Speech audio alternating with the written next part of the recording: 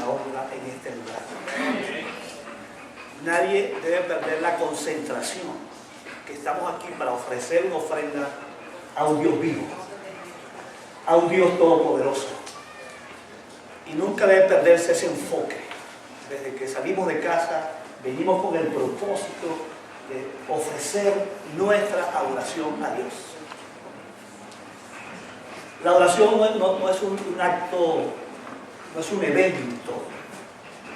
La oración es una forma de vida. Y lo que ocurre aquí en comunidad es la expresión de lo que ha pasado durante toda la semana. Hay otro elemento importante en el culto, es que debe existir entre nosotros un mismo sentido. Armonía. Todos estamos aquí con el mismo propósito. Y todos deseamos ofrecer adoración a Dios. Todos queremos que Dios sea honrado en todo lo que sucede. Pero el tercer punto importante que quiero recordarles, y ya lo he recordado, lo he dicho otras veces, es que en el culto debemos ser sensibles al Espíritu Santo. Amén. En el culto, a la final, quien puede dirigirnos a glorificar al Padre como es debido es el Espíritu Santo. Y eso requiere una apertura al Espíritu. ¿Decimos amén? Una disposición a ser sensible. Así que el culto puede pasar cualquier cosa. Puede ser que Liana pase aquí y bueno, sea tocada por el Espíritu y hable de su experiencia con Dios con libertad. ¿Amén? Amén. O alguien le da una euforia de alegría y empieza a danzar para el Señor. ¿Amén? Bueno, eso es el Espíritu. ¿Amén? Amén. No frenemos al Espíritu Santo, por favor. No apaguemos al Espíritu. No lo apaguemos. Dejemos que el Espíritu cumpla su propósito. El mejor culto que alguien puede ofrecer a Dios es cuando está tocado por el Espíritu y reconoce que no le ha estado honrando a Dios como es debido. Amén. Allí hubo un culto verdadero, un culto del Dios, el culto, la ofrenda que subió en ese momento la presencia de Dios. Dios la recibe con grande. Amén. Así que en el culto el llanto no es un delito. El llanto puede ser algo muy normal en el culto porque nuestras emociones, el ser humano es tocado por Dios. En la oración hay un encuentro entre el Dios vivo y este ser humano débil que falla, que comete errores, está aquí. Amén. No podemos meter en un programa al Espíritu Santo. Amén. Ni con el tiempo, ni con las expresiones de las personas, ni con nada. Y cuando tenemos ese mismo sentir, no nos incomoda ninguna cosa, ni que alguien se salga del programa, el programa de los hombres. Más bien disfrutamos de eso. Amén. Porque podemos decir que Dios está aquí. Gloria a Dios, hermano. Dios está aquí, Dios está entre su pueblo. Y suceden cosas cuando Dios está entre su pueblo. Es inevitable que no sucedan cosas. Donde está Dios suceden cosas. Y siempre decíamos que Dios en ese encuentro toque personas que necesitan la salvación. En ese encuentro hay personas afligidas, personas con tristeza, personas con angustia, personas con temores, personas con aflicciones, y que Dios les toque en ese momento, y que Dios les dé fortaleza, les dé esperanza, les dé vida, les dé fuerza, porque Dios nos quiere tocar. Amén. Dios quiere fortalecernos, Dios quiere hacernos personas nuevas para la gloria. En un culto verdadero ocurren cambios reales, como el compromiso, por ejemplo, de ser obedientes a Dios, el compromiso de cambiar, el compromiso de romper con el pecado. Gloria a Dios. Por algo Dios hace algo así justamente nuestras vidas. Y valga el recordatorio, hermano, que es muy importante. Vamos a leer el Evangelio de Marcos, que según la tradición es el Evangelio más antiguo de todos.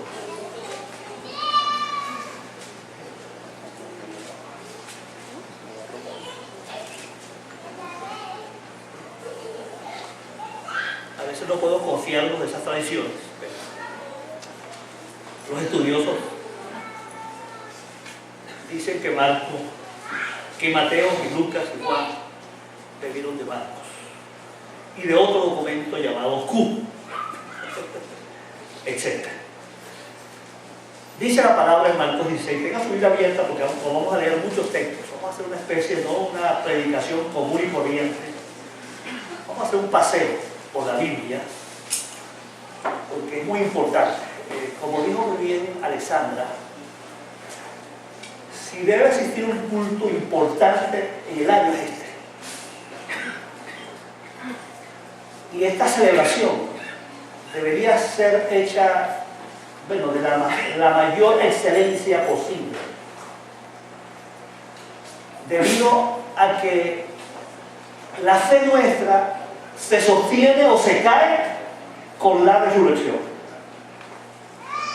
Y sería excelente que todo cristiano tuviese una claridad mental de lo que es la resurrección y su significado para su vida y para el plan eterno de Dios para la humanidad.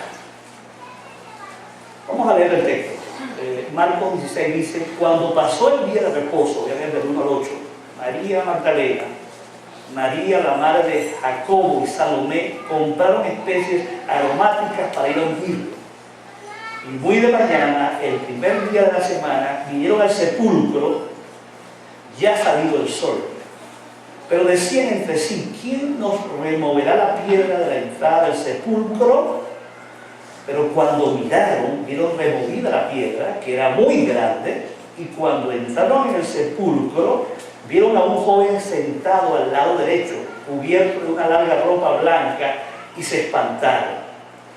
Mas él les dijo: no os asustéis, buscáis a Jesús Nazareno, el que fue crucificado, ha resucitado, no está aquí. Mirad el lugar en donde le pusieron. Pero id, decid a sus discípulos y a Pedro que él va delante de vosotros a Galilea, allí le veréis como os dijo. Y ellas se fueron huyendo del sepulcro porque le había tomado temblor y espanto. Ni decían nada a nadie porque tenían miedo. Tan pronto Cristo murió en la cruz, los evangelios, todos los evangelios, relatan una condición en sus discípulos, bien, yo diría extraña, pero muy humana. Había entre ellos ceguera, había incredulidad, había entre ellos confusión. No sabían qué hacer. Vean el detalle, que el solo hecho de que María Magdalena hubiese preparado especies aromáticas nos indica lo que ella estaba creyendo, lo que estaba pensando en ese momento. Ella estaba preparando especies ¿para qué? ¿Para qué? Para atender un cadáver. Para evitar que el cuerpo se corrompiera. ¿Cierto? O sea, ¿qué estaba creyendo? ¿Ella estaba creyendo que Jesús iba a resucitar? No. Ahí estaba delatando una condición de confusión, de olvido. No se le hace el cuerpo, ella hizo lo que todo el mundo hace en estos casos. Hay que atender al muerto y hay que, en este caso especial, esto no se hace de esta manera. Lo que pasa es que la muerte de Jesús coincidió con la entrada del día de reposo. Y no fue posible prepararlo de esa manera a tiempo. Ellos tuvieron que esperar que el día de reposo pasara y luego el primer día María Magdalena fue tranquila. El caso fue que María Magdalena es un ejemplo, un modelo de la condición de todos los discípulos. estaban todos confundidos, estaban todos, bueno, no sabían qué hacer, estaban todos desanimados, tristes y para ustedes contar. Pero María se encuentra con una gran sorpresa, María Magdalena. ¿Cuál fue la sorpresa? ¿Verdad? Cuando miraron, encontraron la piedra removida, pero además encontraron ¿qué? A una persona que les dijo, cuando le preguntaron, ¿verdad? Le hicieron la pregunta a un muchacho que estaba ahí sentado, cubierto de ropa blanca, y se espantaron, y él les dijo: no se asusten, ¿a qué buscan? ¿Ve cómo le digo? Yo sé a qué buscan. ¿Ustedes buscan a qué? Bueno, están buscando el cuerpo de Jesús de Nazaret. El joven, el ángel, como dicen las otras versiones, responde: no está aquí, ha resucitado. Qué palabras tan espectaculares. No está aquí, ha resucitado. La tumba estaba como vacía. Y como dice Lucas 24:5, ¿por qué buscan entre los muertos al que vive? Que es la sorpresa del ángel, ¿verdad? Otra parte que Lucas añade. ¿Por qué están buscando al que vive? Es como una recriminación divina, el ángel recriminándole. Es como: ¿acaso ustedes no sabían que Jesucristo iba a resucitar? ¿Por qué están buscando entre los muertos a uno que está vivo? Interesante, ¿verdad? Y hay una expresión ahí en el texto, como él dijo. ¿Verdad? ¿Quién dijo? Jesús había anunciado, con ahí 16:7, pero ahí decía a sus discípulos, a Pedro, que él va delante de vosotros a Galilea, allí le veréis como os dijo. Me gusta esa expresión. Lo van a ver como él os dijo. O sea, vea las veces que se lo dijo. Vaya conmigo a Mateo 16:21. Como aquí la primera vez que se lo dijo. Usted va a Mateo 16:21 y va a encontrar ahí la palabra: desde entonces comenzó Jesús a declarar a sus discípulos que le era necesario ir a Jerusalén y padecer mucho de los ancianos y de los principales sacerdotes y los escribas, y ser muerto, ¿y qué dice al final? Y resucitar al tercer día. Tan pronto hubo esa experiencia con Pedro, cuando Pedro reconoció: tú eres el Cristo, el Hijo del Dios viviente. Luego de que hubo esa escena y ese episodio en la vida de Jesús, Mateo relata que desde entonces, vean ese desde entonces, inició Jesús, como decía, una campaña pedagógica para decirle: yo voy a morir, pero también voy a resucitar. Vaya conmigo ahora a Mateo 17:9, justamente en el hecho de la transfiguración. ¿Está bien? Estaba Pedro y Juan y Santiago ahí anonadados, que no hallaban qué hacer con esa experiencia de haber visto a Moisés y a Elías junto con Jesús. Y dice la Biblia que después de esa experiencia, la cual ellos estaban todos vueltos locos, el 17:9 dice: cuando descendieron del monte, Jesús les mandó diciendo: no digáis a nadie la visión, hasta que el Hijo del Hombre, va conmigo, resucite de los muertos. ¿Lo ven ahí? Jesús en campaña pedagógica, enseñando a sus discípulos que él iba a morir, pero también iba a resucitar. 17, 22 y 23, el mismo Mateo. Dice la palabra: ahora, después que Jesús sana a un joven lunático, dice la palabra, estando en Galilea, Jesús les dijo: el Hijo del Hombre será entregado en manos de hombres y le matarán, mas el tercer día resucitará. ¿Lo vieron ahí? Clarito. una cuarta vez, Mateo 20, 17 al 19. Justamente después de que Jesús habla la parábola de los obreros de la viña. Dice la palabra: subiendo Jesús a Jerusalén, tomó a sus 12 discípulos aparte en el camino y les dijo: he aquí subimos a Jerusalén, y el Hijo del Hombre será entregado a los principales sacerdotes y a los escribas, y le condenarán a muerte, y lo entregarán a los gentiles para que lo escarnezcan, le azoten y le crucifiquen. Miren los detalles. Mas el tercer día resucitará.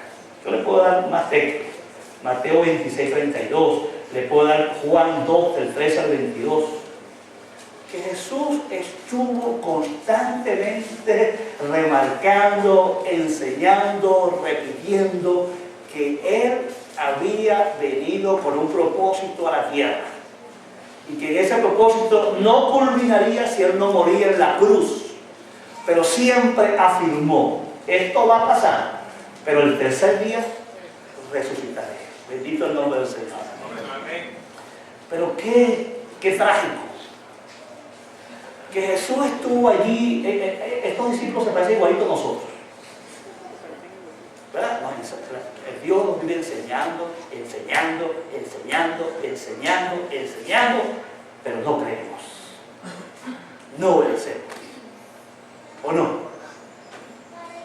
Mira lo que dice Lucas 24:11. Dice la palabra que ellos, allí en ese texto, que cuando María salió corriendo y se encontró con un discípulo, con Pedro y con Juan, y le dio la noticia de que Jesús había resucitado, la Biblia dice que ellos no creían. Más decía: están ustedes locas. ¿Ve qué le parece? Ustedes están locas. Eso no puede ser. Oye, qué triste, ¿verdad? Nada menos que los discípulos no lo creían.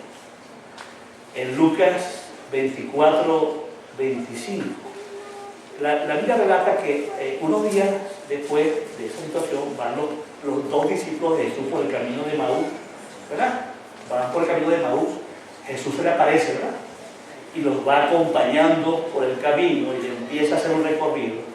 Y dice ahí en Lucas 24, 25, dice: y entonces les dijo: oh insensatos y tardos de corazón, para creer todo lo que los profetas han dicho. Ahora el problema no fue que ellos se olvidaron de todas las enseñanzas de Jesús, sino que también se habían olvidado de lo que los profetas habían anunciado. Oye, para un verdadero judío, no conocer el mensaje de los profetas, eso sería muy raro. No solo se habían olvidado que los profetas habían anunciado que vendría un Mesías que moriría y resucitaría, sino que también se olvidaron de la enseñanza de Jesús. Tremenda situación.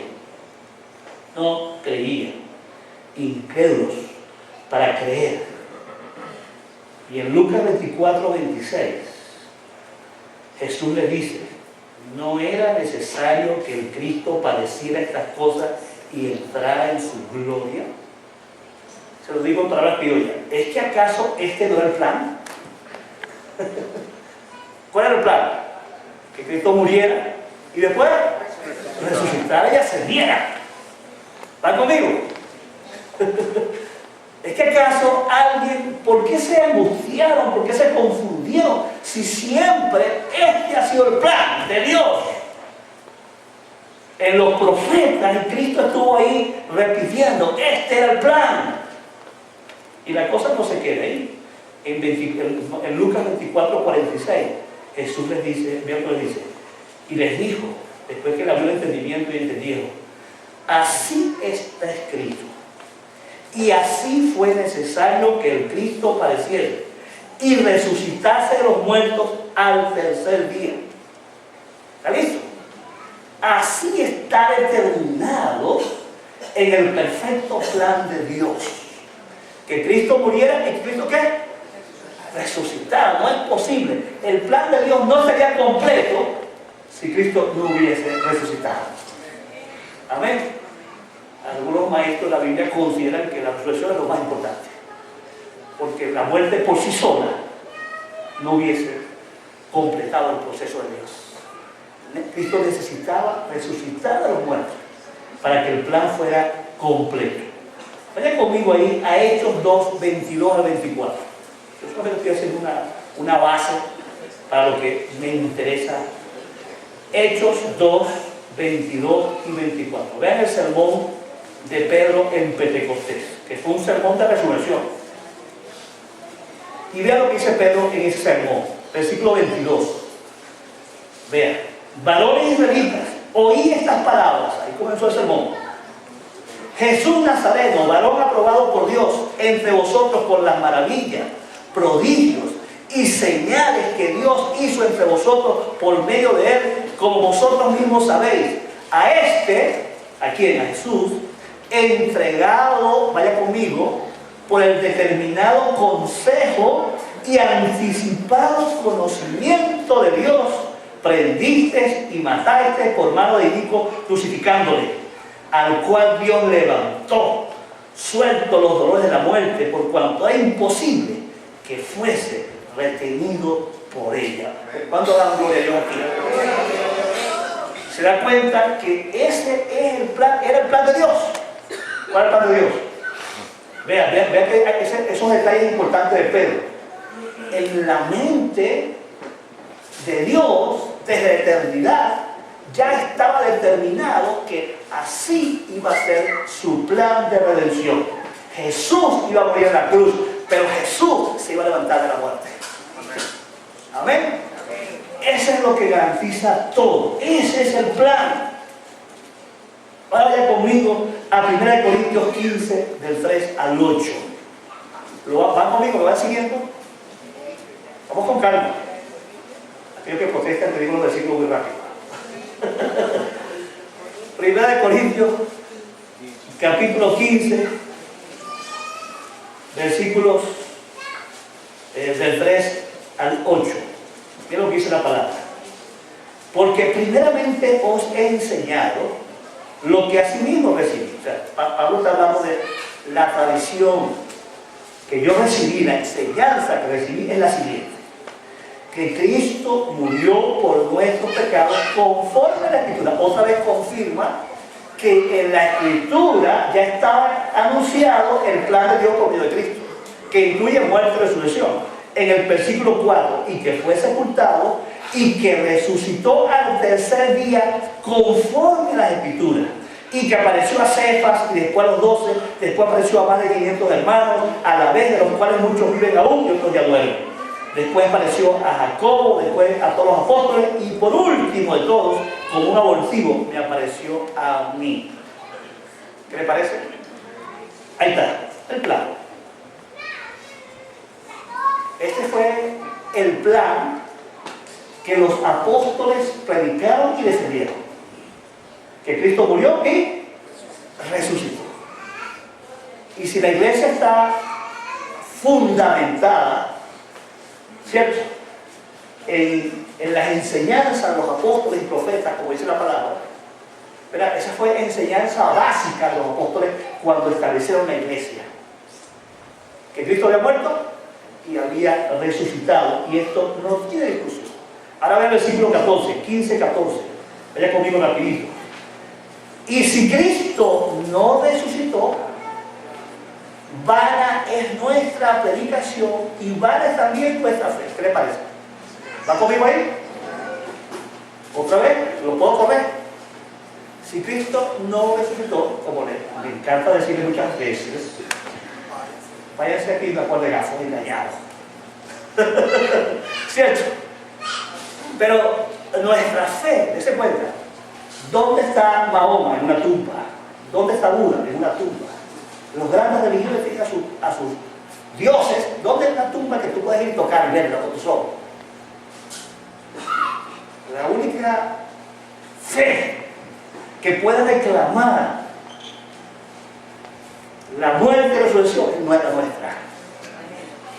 Y dice, si esto no está, el Evangelio tampoco está. ¿Va conmigo? Si la resurrección no está, aquí es vano. Estamos viviendo un engaño. Esto es inútil, vacío, sin sentido, una soberana ridiculez. Y la cosa no se queda ahí. Versículo 15, vea, 15.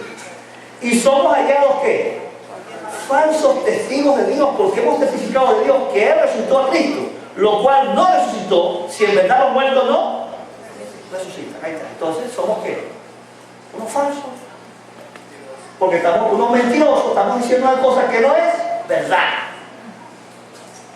No solamente tenemos una creencia falsa, sino que la Biblia dice que también nosotros somos otros falsos.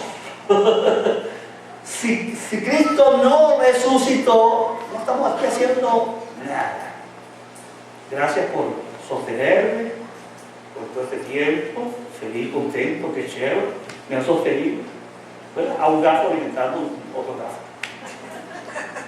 ¿Verdad? Pero la cosa no es así. ¿Vamos bien, hermano? ¿Va conmigo? Pero todavía hay una cosa peor. Ve el capítulo 15, versículo 17. Y si Cristo no resucitó, vuestra fe es ¿qué? Pero lo que viene es lo peor. ¿Qué sigue ahora? Todavía estamos ¿qué? Nadie puede aquí pretender que sus pecados han sido perdonados. Usted sigue siendo culpable y usted merece el juicio de Dios. Usted está condenado, usted va para el infierno, usted está perdido eternamente si Cristo no resucitó. ¿Te das cuenta? Terrible cosa uno que enterarse, ¿verdad? Después de un tiempo que no somos perdonados nada. ¿Qué le parece? Terrible cosa que usted se mueve cuando no lo son, usted se encuentra en el infierno. ¿Ah?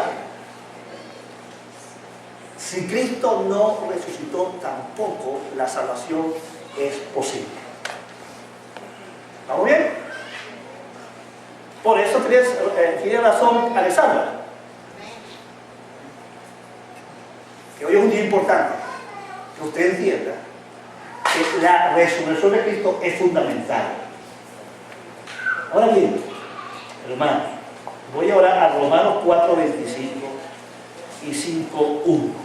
Vamos a ver ahora qué pasa. ¿Qué ocurre en verdad si Cristo resucitó? ¿Cuáles son los beneficios de que Cristo haya resucitado? Romanos 4:25 dice la palabra. Voy a leer el 24 y 25. Sino también con respecto a nosotros, a quienes ha de ser contada, esto es, a los que creemos en el que levantó de los muertos a Jesús, Señor nuestro. ¿Ok? La fe, oye, lo que está diciendo Pablo aquí, que la fe les tomada en cuenta a nosotros, a los que creemos, ¿qué creemos? Versículo 24, que Él fue levantado de los muertos, que Dios levantó a Cristo de los muertos. A los que creemos, Dios nos considera esa fe suficiente para que, versículo 25, el cual fue entregado para nuestras transgresiones y resucitado ¿para qué? Para obtener el perdón de nuestros pecados. Bendito el nombre del Señor. Por la fe en lo que Dios hizo por nosotros al morir y resucitar en la cruz, yo puedo obtener la declaración de que mis pecados están perdonados. Justificados pues por la fe, tenemos paz para con Dios. ¿En qué se sostiene esa verdad? En la resurrección. ¿Lo están viendo ahí? En la fe, en la muerte y resurrección de Cristo, es la que sostiene, es el fundamento que hace verdad el hecho de que yo soy perdonado. Bendito el nombre del Señor. ¿Va conmigo? Ahora vaya a Romanos 6. Vean Romanos 6. Lo primero que ocurre por la resurrección, el perdón de los pecados, la salvación es posible. Romanos 6, voy a leer si es posible hasta el 14. ¿Qué pues diremos? ¿Perseveraremos en el pecado para que la gracia abunde? En ninguna manera. Porque los que hemos muerto al pecado, ¿cómo viviremos aún en él? ¿O no sabéis que todos los que hemos sido bautizados en Cristo Jesús, hemos sido bautizados en su muerte? Porque somos sepultados juntamente con Él para muerte por el bautismo, a fin de, como Cristo resucitó, van conmigo, de los muertos por la gloria del Padre, así también nosotros andemos en vida nueva. ¿Va conmigo? Así también nosotros andemos en vida nueva. Porque si fuimos plantados, dice la palabra, juntamente con Él en la semejanza de su muerte, así también lo seremos en la de su resurrección. Sabiendo esto, que nuestro viejo hombre fue crucificado juntamente con Él para que el cuerpo del pecado sea destruido, a fin de que no sirvamos más al pecado, porque el que ha muerto ha sido justificado del pecado. Y si morimos con Cristo, creemos que también viviremos con Él, sabiendo que Cristo, habiendo resucitado a los muertos, ya no muere. La muerte no se enseñorea más de Él, porque en cuanto murió, el pecado murió una vez por todas. Mas en cuanto vive, para Dios vive. Así también vosotros consideraos muertos al pecado, pero vivos para Dios en Cristo Jesús, Señor nuestro. No reine pues el pecado en vuestro cuerpo mortal, de modo que lo obedezcáis en su concupiscencia, ni tampoco presentéis vuestros miembros al pecado como instrumento de iniquidad, sino presentaos vosotros mismos a Dios como vivos de los muertos, y vuestros miembros a Dios como instrumento de justicia, porque el pecado no se enseñoreará de vosotros, pues no está bajo la ley, sino bajo la gracia. Dale gloria a Dios. La resurrección de Cristo significa que el pecado está vencido. ¿Se da cuenta que esto es práctico? Ya el pecado no tiene poder sobre mí.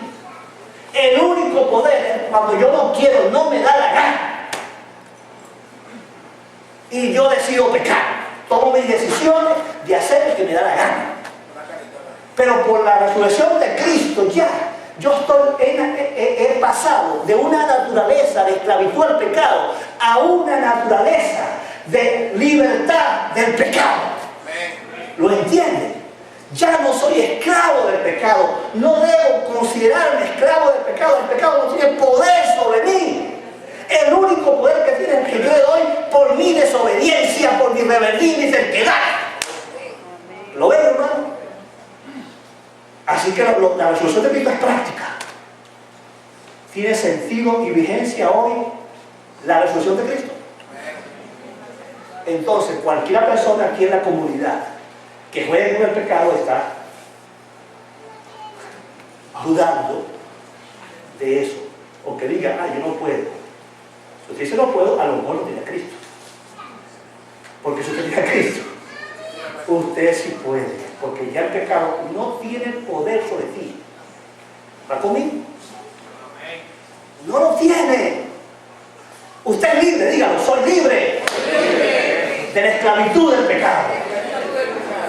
Y por eso Pablo insiste, hermano, vean los verbos. No reine pues el pecado en vuestro cuerpo mortal. Versículo 12, 13. Ni tampoco presenten vuestros miembros al pecado. ¿Va conmigo? Porque el pecado, dice ahí, no se enseñoreará de vosotros. ¿Qué le parece? El pecado ya no tiene el poder de hacerme su esclavo. Porque la resurrección de Cristo me la garantiza. Gloria a Dios, hermano. ¿Vale la pena decir gloria a Dios porque Cristo resucitó? Si Cristo no hubiese resucitado, no fuera posible decir esto. Número 2. ¿Sabes lo que dice? Romanos 8, 11 al 17. La segunda cosa que hace la resurrección. Hay muchas cosas, solamente tomé 3 o 4. Romanos 8, 11 al 17 dice la palabra. Vean. Y si el Espíritu de aquel que levantó de los muertos a Jesús, ¿va conmigo? Otra vez, habla ahí de resurrección. ¿Está conectado esta verdad con la resurrección? Si el Espíritu de aquel que levantó de los muertos a Jesús mora en vosotros, ay papadito, ¿cómo están seguros que el Espíritu mora en su vida? Amén. El que levantó de los muertos a Cristo Jesús, ve que sigue, vivificará también vuestros cuerpos mortales por su Espíritu que mora en vosotros. Dale gloria a Dios. Así que, hermanos, deudores somos no a la carne, para que vivamos conforme a la carne, porque si vivís conforme a la carne, moriréis, mas si por Espíritu hacéis morir las obras de la carne, viviréis. Porque todos los que son guiados por el Espíritu de Dios, estos son hijos de Dios. ¿Cuál es la otra bendición? Tenemos el Espíritu Santo. Usted no solamente se dejó limpio de la maldad y del pecado, se le dio una nueva naturaleza. Pero no solamente eso, a nosotros se nos otorgó el Emmanuel, que Dios esté en nosotros por medio de su Espíritu Santo, que es el poder que tenemos para decirle no al pecado. Quizás yo no puedo. Usted dice, está bien, ya, ahí está, yo no soy maestro del pecado, pero no puedo, dice usted. O no quiero. Pues si usted deja que el Espíritu, ese Espíritu que levantó a Cristo los muertos, ahora está en nosotros, dice la palabra, nos vivificará, nos dará vida, nos capacitará para llevar una vida victoriosa para la gloria de su nombre. Y eso es otra bendición de la resurrección. El tener ¿qué? El Espíritu Santo en nosotros. Y Pablo dice, el que mora en nosotros. Si tú eres de Cristo y has puesto tu fe en la muerte y resurrección de Cristo, tú tienes el Espíritu Santo de Dios. Y usted sabe que el paracleto, el consolador, lo primero que significa es abogado, el que nos defiende. El Espíritu Santo está en nosotros, ¿para qué? Para defendernos. El paracleto también significa el que nos anima, el que nos consuela, el que nos da fuerza, el que nos acompaña. Por causa de la resurrección, los hijos de Dios no estamos solos, no vivimos en soledad, no estamos abandonados. Tenemos una fuerza poderosa que está en nosotros y es la presencia misma de Dios que por medio de su Espíritu nos capacita para una vida victoriosa. Amén. ¿Usted lo cree? ¿Qué le parece esa otra bendición de creer en la resurrección? La resurrección ha hecho posible que no estemos huérfanos. No importa cómo esté este país, no importa cómo estén los bancos, no importa cómo estén las leyes, la corrupción. Yo no estoy solo. Yo tengo un poder en mí que me capacita para la vida victoriosa.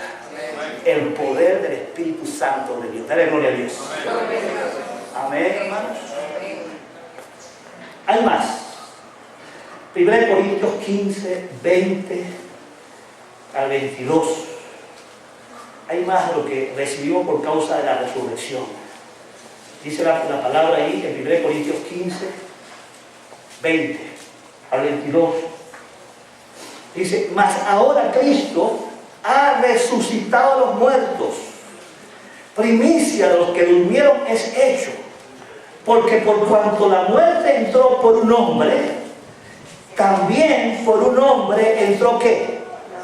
La resurrección de los muertos. Porque así como en Adán todos mueren, también en Cristo todos serán vivificados. Bendito el nombre del Señor. ¿Lo ven ahí? Versículo 26. Y el postrer enemigo que será destruido es la muerte. Versículo 51, vayan conmigo. He aquí os digo un misterio. No todos dormiremos, pero todos seremos transformados. En un momento, en un abrir y cerrar de ojos, a la final trompeta, porque se tocará la trompeta y los muertos serán resucitados incorruptibles y nosotros seremos transformados. Porque es necesario que esto corruptible se vista de incorrupción y esto mortal se vista de inmortalidad. Y cuando esto corruptible se haya vestido de incorrupción y esto mortal se haya vestido de inmortalidad, entonces se cumplirá la palabra que está escrita: sorbida es la muerte en victoria. ¿Dónde está, oh muerte, tu aguijón? ¿Dónde, oh sepulcro, tu victoria? Ya que el aguijón de la muerte es el pecado y el poder del pecado la ley. Mas gracias sean dadas a Dios que nos da la victoria por medio de nuestro Señor Jesucristo. La muerte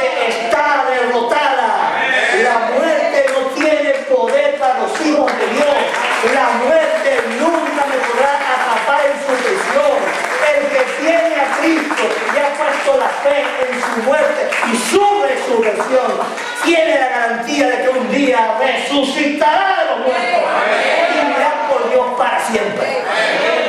¿Te lo crees, hermano? ¡Qué bendición!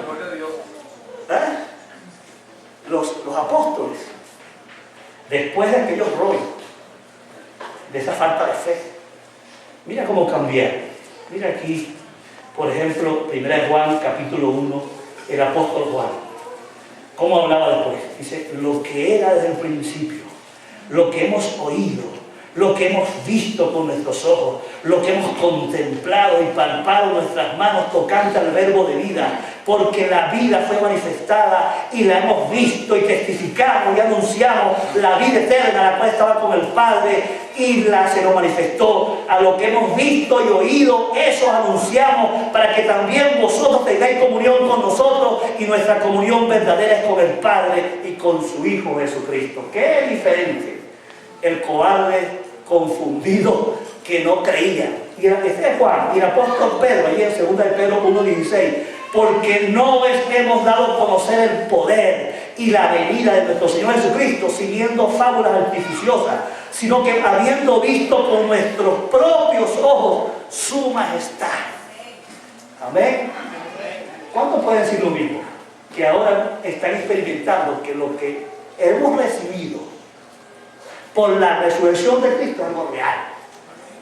Podemos dar testimonio de que no somos ya esclavos del pecado. Podemos dar testimonio del poder y de la presencia del Espíritu Santo.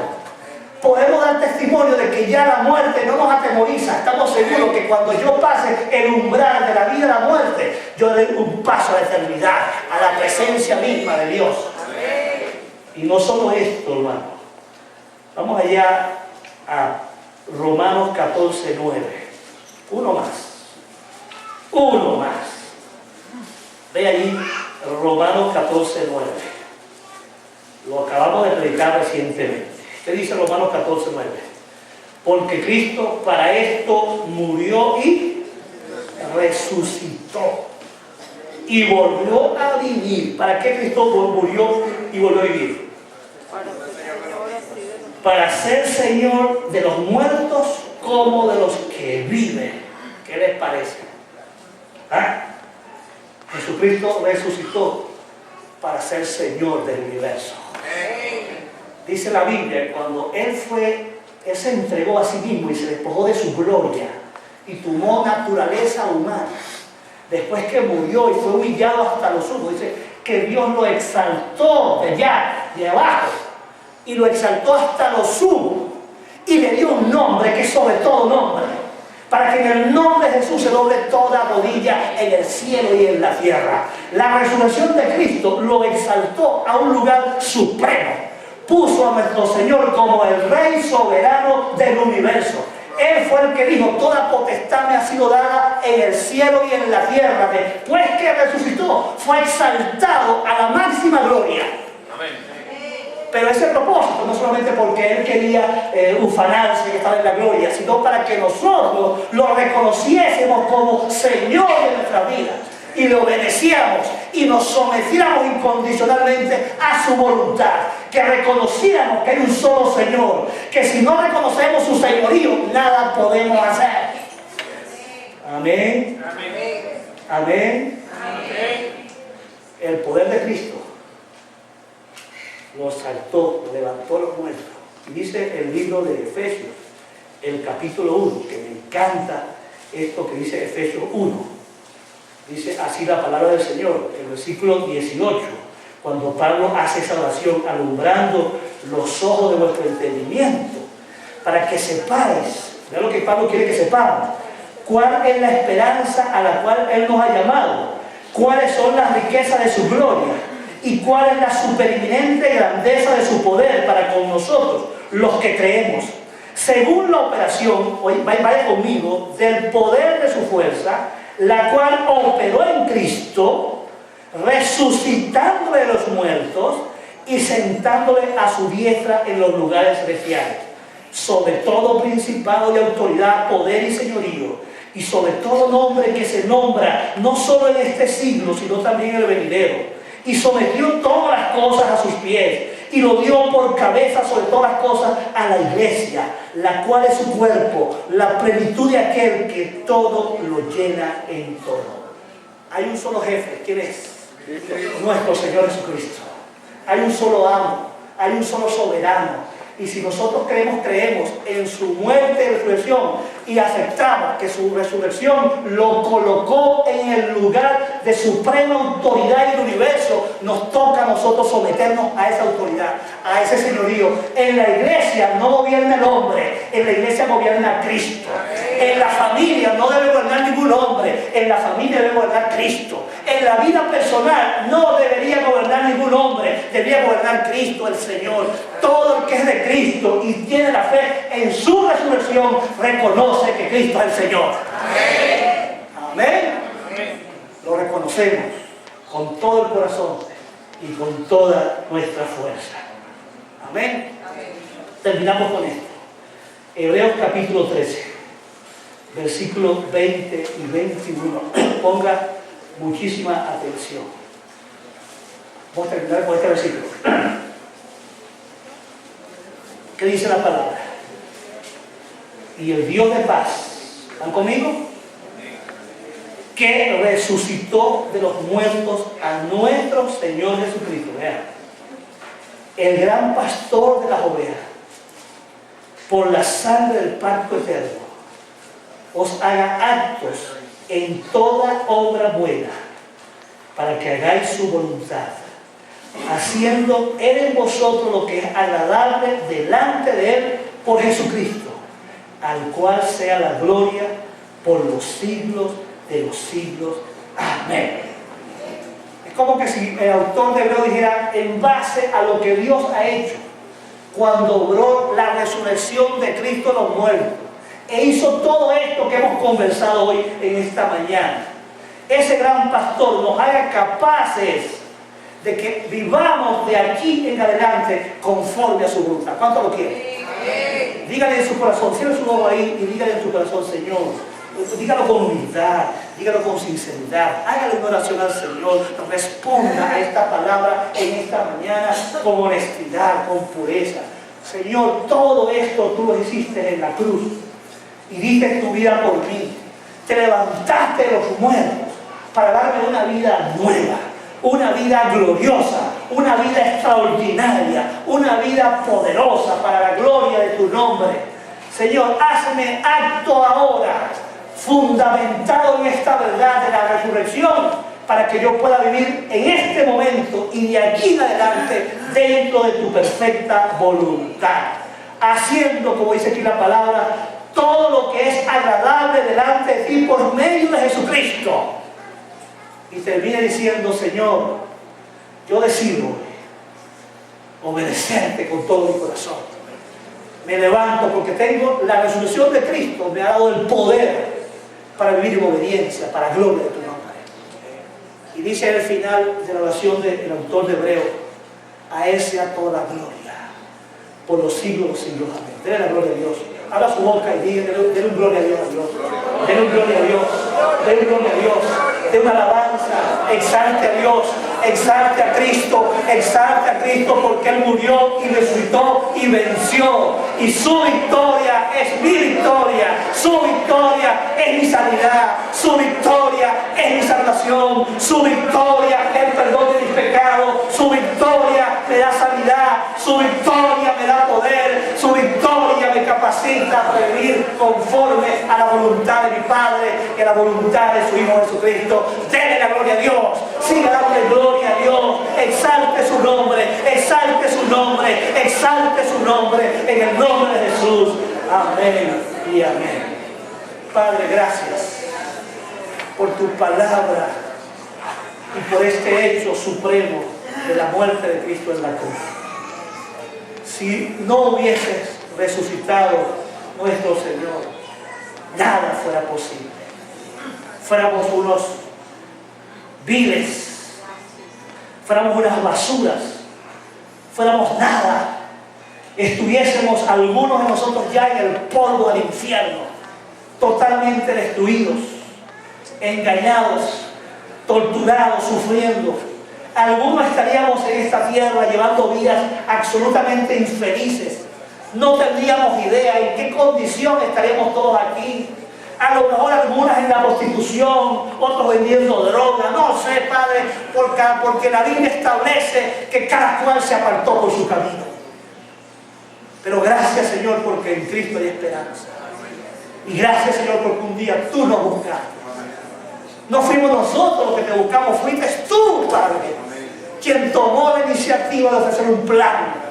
Y fuiste tú que por tu gracia, por tu sola gracia me buscaste y me escogiste cuando yo no merecía nada, cuando yo era un miserable, cuando merecía la muerte, Señor, tú me rescataste.